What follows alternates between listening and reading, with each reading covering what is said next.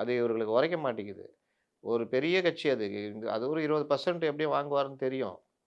அப்ப அவர கொண்டு போய் நீங்க என்டிஏ பக்கம் தள்ளுனீங்கன்னா, உங்க கதை முடியுன்றது கூட தெரியாம பண்ணிக்கிட்டு இருக்கிறாங்க. இதுதான் தவறான நிலைப்பாடுன்னு சொல்றது. அரசியல்ல சாணக்கியத்தனம் ரொம்ப முக்கியம். நீங்க அடிக்கணும்னு முடிவு பண்ணி அடிக்கிறது வேற. தள்ளணும்னு முடிவு பண்ணி அடிச்சீங்கன்னா, நேரா அங்க தான் போய் சேருவாரு. அவங்கலாம் பெரிய கொள்கை குன்றுகள்லாம் கிடையாது. நீங்களே கிடையாது. இன்னைக்கு சொல்றாரு பிஜேபி கூட இவரு வந்து சேர்றாரு. சங் பரிவார், ஆர்எஸ்எஸ் அப்படி இப்படின்றாரு. நீங்கலாம் எங்க இருந்தீங்க? 2099 2001ல நீங்கலாம் எங்க இருந்தீங்க?